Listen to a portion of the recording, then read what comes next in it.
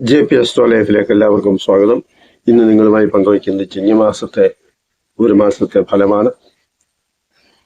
തുലാം രാശിക്കാരായ ചിത്രയുടെ 3-4 പാദക്കാരും ചോതിയും വിശാഖത്തിന്റെ 1-2-3 പാദക്കാരും അടങ്ങുന്ന തുലാം രാശിക്കൂറുകാരുടെ ആഗസ്റ്റ് 17 മുതൽ സെപ്റ്റംബർ 16 വരെയുള്ള ഒരു മാസത്തെ, അതായത് ചിങ്ങമാസത്തെ ഫലമാണ് നിങ്ങളുമായി പങ്കുവയ്ക്കുന്നത്. തുലാം രാശിക്കാരുടെ ജന്മരാശാധിപൻ ശുക്രനാണ്. ഭൗതിക സുഖ സൗകര്യങ്ങളും ലളിത കലകളോടുള്ള പ്രിയവും ശുക്രനാണ് നൽകുന്നത്. ചിങ്ങമാസം ആദ്യ ദിവസങ്ങളിൽ ശുക്രൻ മിഥുനത്തിലും ആഗസ്റ്റ് 20 മുതൽ കർക്കിടകത്തിലും സെപ്റ്റംബർ 14 മുതൽ ചിങ്ങൻ രാശിയിലും ശുക്രൻ ഇങ്ങനെ മാറി മാറി 3 രാശികളിലായിട്ട് സഞ്ചരിക്കും. തുലാം രാശിക്കാരെ സംബന്ധിച്ചിടത്തോളം 9, 10, 11 ഭാവങ്ങളിലായിട്ടാണ് ശുക്രൻ സഞ്ചരിച്ചുകൊണ്ടിരിക്കുന്നത്. മിഥുനത്തിൽ 9-ൽ ശുക്രൻ സഞ്ചരിക്കുന്നത് ബന്ധുക്ഷേത്രത്തിലാണ്. മിഥുനം ശുക്രന്റെ ബന്ധുരാശിയാണ്. ബുധൻ യുവരാജാവാണ് എന്ന് പറയുമ്പോൾ ഭരണതലത്തിൽ ഏതെങ്കിലും തരത്തിൽ സ്വാധീനമുള്ള ബന്ധുവോ സുഹൃത്തോ പരിചയക്കാരോ ആരെങ്കിലും നിങ്ങളുടെ ഏതെങ്കിലുമൊക്കെ പ്രശ്നത്തിന് സഹായിക്കാനുണ്ടാകും എന്നുള്ളതാണ് ഈ ബന്ധുരാശി കൊണ്ട് ഉദ്ദേശിക്കുന്നത്. അതുപോലെ കലാവിദ്യകളിലൊക്കെ കലാപരമായ കഴിവൊക്കെ പ്രകടിപ്പിക്കാനുള്ള അവസരമൊക്കെ ഉണ്ടാകും. 9-ാം ഭാവാധിപനായ ബുധൻ കർമ്മസ്ഥാനത്ത് നിൽക്കുന്നതും വിദ്യാദായകമായ ഒരു കാര്യമാണ്. അതുപോലെ ആഗസ്റ്റ് 20 മുതൽ ശുക്രൻ കൂടി 10-ാം ഭാവമായ കർമ്മസ്ഥാനത്ത് വരും. അപ്പോൾ ബുധനും ശുക്രനും പരസ്പരം ബന്ധുക്കളാണെങ്കിലും കർക്കിടകൻ രാശി 10-ാം ഭാവമായിട്ട് വരുമ്പോൾ അത് ഇവരുടെ ശത്രുരാശിയാണ്. കർക്കിടകത്തിന്റെ അധിപൻ ചന്ദ്രനാണ്. ചന്ദ്രൻ ആരോടും ശത്രുതയൊന്നുമില്ല. സ്ത്രീകൾ, മാതാവ്, മനസ്സ്, ദേഹം ഇങ്ങനെയൊക്കെയുള്ള കാര്യമാണ് ചന്ദ്രൻ സൂചിപ്പിക്കുന്നത്. ശുക്രൻ മനസ്സുകൊണ്ട് കൂടുതൽ സുഖം ആഗ്രഹിക്കുന്ന ഒരു ഗ്രഹമാണ്. കാരണം ഭൗതിക സുഖ സൗകര്യങ്ങളാണ് ശുക്രന് പ്രധാനമായി ഉള്ളത്. അപ്പൊ ബന്ധുവും സുഹൃത്തുമായ ബുധനും ഒപ്പമുണ്ട്. കർക്കിടകൻ രാശി ജലരാശിയാണല്ലോ. അപ്പൊ ജലരാശിയാകുമ്പോൾ ടൂറിസ്റ്റുകളെ ആകർഷിക്കുന്ന സ്ഥലം, തീർത്ഥാടനത്തിന് ഉതകുന്ന പുണ്യസ്ഥലങ്ങള്, ജലവാഹനങ്ങളുമായി ബന്ധപ്പെടുന്ന യാത്രകള്, അതുപോലെ കായലിൻ്റെ തീരങ്ങള്, അതുപോലെ ജലവുമായും പാനീയവുമായും ഒക്കെ ബന്ധപ്പെട്ട ഉൽപ്പന്നങ്ങള്, ഇങ്ങനെയൊക്കെയുള്ള കാര്യങ്ങൾ ആയി ബന്ധപ്പെട്ട് പ്രവർത്തിക്കുന്നവർ. അപ്പം അങ്ങനെയുള്ള സ്ഥലങ്ങള്. പിന്നെ മറ്റൊന്നെന്ന് പറഞ്ഞാൽ ജലസേചന വകുപ്പുമായിട്ട് ബന്ധപ്പെട്ട ജോലിയുള്ളവര്, ടൂറിസം വകുപ്പ്, ഈ വിഭാഗങ്ങളിലൊക്കെ തൊഴിൽപരമായി ഏതെങ്കിലുമൊക്കെ ഉള്ള ബന്ധത്തെ സൂചിപ്പിക്കുന്ന ഒരു കാര്യമാണ്. അതുപോലെ ടൂറിസ്റ്റ് ഗൈഡായി പ്രവർത്തിക്കുന്നവര് നമുക്കിവിടെ സൂചിപ്പിക്കാൻ പറ്റും. ഇത്തരം തൊഴിലിടങ്ങളാണ് ബുധ-ശുക്രന്മാരും കർക്കിടകവും സൂചിപ്പിക്കുന്ന ഒരു പ്രധാന കാര്യം. പിന്നെ ബുധൻ എന്ന് പറയുമ്പോൾ അത് വിദ്യാകാരകനും അറിവിൻ്റെ ആളുമൊക്കെ ആയതുകൊണ്ടാണ് ഈ ഗൈഡിനെയൊക്കെ സൂചിപ്പിക്കുന്നത്. സഹായികൾ എല്ലാ കാര്യങ്ങളെയും സാധിക്കുന്നതും സമ്പത്ത്, ബലം, വിശേഷ വസ്ത്രാഭരണം, വിദ്യ, പാണ്ഡിത്യം ഇതൊക്കെ നൽകുന്ന ഒരു ഭാഗം കൂടിയാണ്. 10-ലെ ശുക്രനും ബുദ്ധിശക്തിയും ബന്ധുബലവും സത്കീർത്തിയും ക്രയവിക്രയങ്ങളിൽ, അതായത് കൊടുക്കൽ വാങ്ങലിൽ സൂചിപ്പിക്കുന്ന ധനലാഭത്തെയും ഒക്കെ സൂചിപ്പിക്കുന്ന ഒരു കാര്യമാണ്. ക്രയവിക്രയം എന്ന് പറയുമ്പോൾ ബിസിനസ് ആകാം. ആ ബിസിനസ് എന്ന് പറയുമ്പോൾ കരകൗശല വസ്തുക്കള്, വസ്ത്രം, അതുപോലെ ഭക്ഷണശാല, ശീതളപാനീയങ്ങള്, ബേക്കറി, പ്രസന്റേഷൻ സെറ്റുകള്, ഗൃഹോപകരണങ്ങള്, ഇങ്ങനെയുള്ള ബിസിനസ്സിലൊക്കെ തന്നെ ലാഭം ഉണ്ടാകുന്ന ഒരു സമയം എന്ന് വേണമെങ്കിൽ പറയാം. ബുധശുക്രന്മാർ നിങ്ങളുടെ ജാതകത്തിൽ ബലവാന്മാരായി ഏതെങ്കിലും വിധത്തിൽ കർമ്മഭാവവുമായിട്ടൊക്കെ ബന്ധമുണ്ട് എങ്കിൽ ഈ പറഞ്ഞ മേഖലകളിൽ ഏതായാലും അതിലൊക്കെ സാമ്പത്തികമായും അതുപോലെ തൊഴിൽപരമായും ഒക്കെ ഉള്ള പുരോഗതി ഉണ്ടാകും. ശുക്രൻ മോശമായാലോ, കർമ്മഭാവത്തിലെ ശുക്രൻ എന്ന് പറയുമ്പോൾ സാധാരണഗതിയിൽ കലഹവും സംശയവും അപമാനവും ഒക്കെ ഉണ്ടാക്കാൻ പ്രേരിപ്പിക്കും. പിന്നെ ഇതെല്ലാം അപ്പോഴത്തെ ദശാപഹാര കാലങ്ങളുടെ സ്ഥിതി അനുസരിച്ചാണ് നമ്മൾ സ്ഥിരീകരിക്കുന്നത്. അപ്പം ദശാപഹാര കാലങ്ങൾ മോശമാകുമ്പോൾ നമ്മുടെ ഫലവും മോശമായിട്ട് തന്നെ വരും. സെപ്റ്റംബർ 14 മുതൽ ശുക്രൻ ചിങ്ങൻ രാശിയിൽ 11-ാം ഭാവത്തിലും, അതുപോലെ ബുധൻ ആഗസ്റ്റ് 30-ന് 11-ാം ഭാവമായ ചിങ്ങത്തിലേക്കും വരും. അവിടെ തന്നെ സൂര്യനുമുണ്ട്.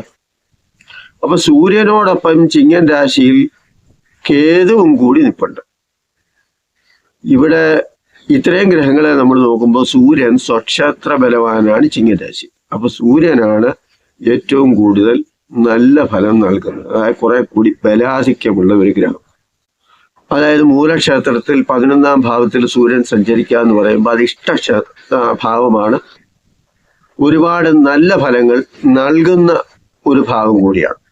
വനരാജാവായിട്ട് സിംഹത്തെ പോലെ അധികാരത്തോടെ ഭയമില്ലാതെയൊക്കെ ജീവിക്കാൻ സാധിക്കും എന്നൊക്കെ വേണമെങ്കിൽ നമുക്ക് ആ ചിഹ്നം കൊണ്ട്, അല്ലെങ്കിൽ ചിങ്ങൻ രാശി സിംഹം പോലെ എന്നതൊക്കെ ആ ഒരു കാര്യം കൊണ്ടൊക്കെ നമുക്ക് സൂചിപ്പിക്കാൻ പറ്റും. ജാതകത്തിൽ 3, 6, 10, 11 ഭാവങ്ങളിലായിട്ട് ബലവാനായി സൂര്യനൊക്കെ നിൽക്കുകയാണെങ്കിൽ തീർച്ചയായും സിംഹത്തെ പോലെ തന്നെ തലയുയർത്തി അധികാരത്തോടും പ്രൗഢിയോടും കൂടി തന്നെ മുന്നോട്ട് പോകാനും നിലനിൽക്കാനും ഒക്കെ കഴിയും. 11ാം ഭാവമാണ്, ആഗമന സ്ഥാനമാണ്. സർക്കാർ തലത്തിൽ ഒരുപാട് ഗുണങ്ങളെ 11ാം ഭാവത്തിലെ ആദിത്യൻ തരും. കാരണം ആദിത്യൻ ഭരണ സംവിധാനത്തെയും രാജാവിനെയും ഒക്കെ സൂചിപ്പിക്കുന്ന ഒരു കാര്യമാണ്.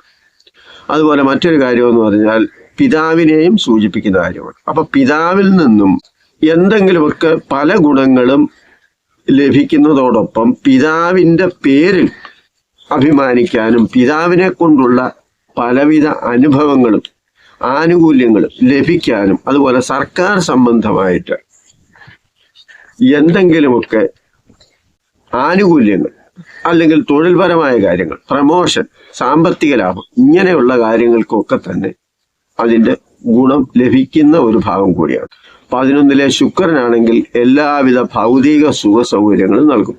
സ്ത്രീ സുഖം, ശയന സുഖം, ഭക്ഷണ സുഖം, പ്രത്യേകിച്ച് മാംസാഹാരം, വെജിറ്റേറിയനെ കാട്ടി കൂടുതൽ ഈ നോൺ വെജിറ്റേറിയൻ ആണ് എന്നുള്ള ഒരു തോന്നലൊക്കെ വരാം. അങ്ങനെ പലതരത്തിലും സുഖം നൽകുന്ന രീതിയിൽ രാഹു കേതു ബന്ധം ഉണ്ടല്ലോ.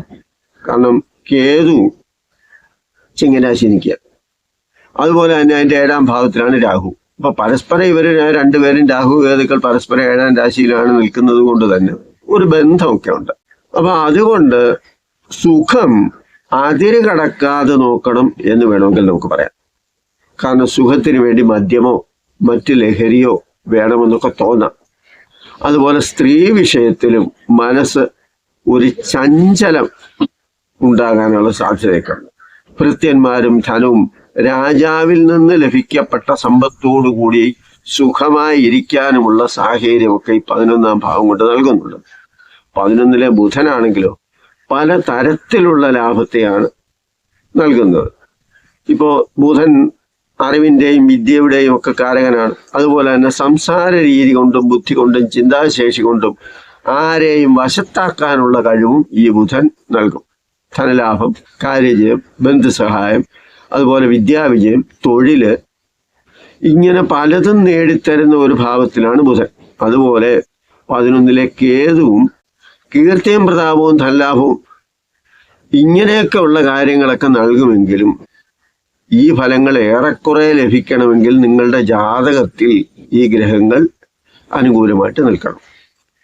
അതായത് കേതുവിനെ നമ്മൾ ഒഴിവാക്കിയാൽ സൂര്യൻ ചിങ്ങമാസം മുഴുവനും, ശുക്രൻ സെപ്റ്റംബർ 14 മുതലും, ബുധൻ ആഗസ്റ്റ് 30 മുതലും, അതുപോലെ ചിങ്ങത്തിൽ 11ാം ഭാവത്തിലാണ്. 3 ഗ്രഹങ്ങൾ ഒന്നിക്കുമ്പോൾ വിദ്യയിൽ പുരോഗതിയും കീർത്തിയും നേടാം, ധനപരമായ ഉയർച്ച ഉണ്ടാകാം, സുഖവും സൗകര്യവും നല്ല കളത്ര സുഖവും നൽകുമെന്നൊക്കെ പറയുന്നുണ്ട്.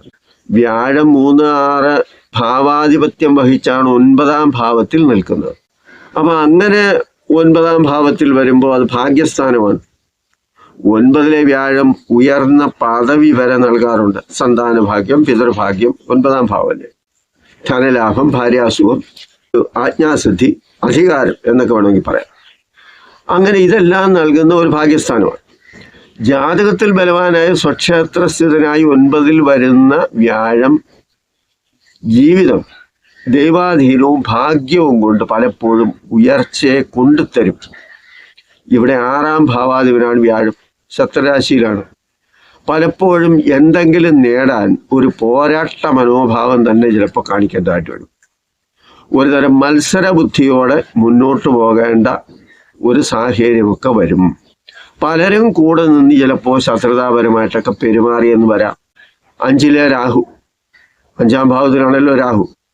അപ്പം മനസ്സിന് ഒരു സുഖവും സ്വസ്ഥതയും ഒന്നും ഉണ്ടാകണമെന്നില്ല. 5-ാം ഭാവം മനസ്സിനെ കൂടി സൂചിപ്പിക്കുന്നതാണ്, സന്താനങ്ങളെയും സൂചിപ്പിക്കുന്നതാണ്. അപ്പൊ സന്താനങ്ങളുടെ കാര്യത്തിലും പുരോഗതിയിലും പ്രതീക്ഷയ്ക്കൊത്ത് ചിലപ്പോൾ ഉയരാൻ സാധിച്ചെന്ന് വരത്തില്ല. അപ്പൊ ഈ കാര്യത്തിൽ പല കാര്യത്തിലും ഒരു ടെൻഷനും മനസ്സിൽ അതിൻ്റെതായ ചില പ്രയാസങ്ങളും ഒക്കെ ഉണ്ടാകാം. 12-ാം ഭാവത്തിലും ജന്മരാശിയിലുമായിട്ട് വരുന്ന ചൊവ്വ 2, 7 ഭാവങ്ങളുടെ അധിപനാണ്. അപ്പൊ സാമ്പത്തിക പ്രശ്നമൊക്കെ ഉണ്ടാകും. സഹോദരങ്ങളുമായിട്ട് ചിലപ്പോൾ കലഹിക്കാനിട വരും. വിവാഹ സംബന്ധമായ കാര്യങ്ങളിൽ ഭിന്നതയും തടസ്സവും വരാം. കാരണം ചൊവ്വയാണല്ലോ. അത് മിക്കവാറും തടസ്സത്തെയും പോരാട്ടത്തെയും കലഹത്തെയും ഒക്കെ സൂചിപ്പിക്കുന്ന ഒരു കാര്യമാണ്. ഭൂമി സംബന്ധമായ കാര്യവും അതിനെ സൂചിപ്പിക്കുന്നത് കൊണ്ട് അക്കാര്യത്തിലും ചില നഷ്ടങ്ങളൊക്കെ ഉണ്ടാകാം. ആരോഗ്യ സംബന്ധമായും ചില പ്രശ്നങ്ങളൊക്കെ വരാം.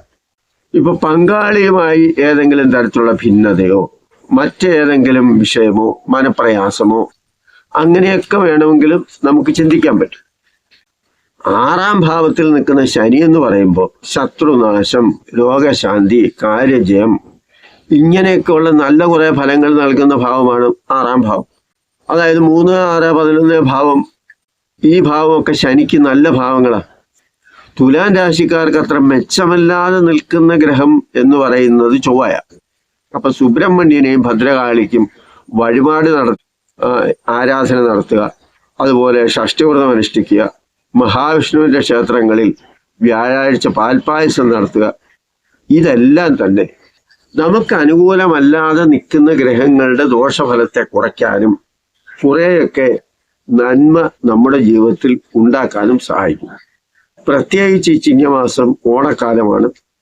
ആ ഓണക്കാലം എന്ന് പറയുമ്പോൾ നമുക്ക് സന്തോഷത്തിൻ്റെയും അതുപോലെ തന്നെ ഒരുമയുടെയും കൂടിച്ചേരുന്നതിൻ്റെയും ഒക്കെ ഒരു മാസമാണ്.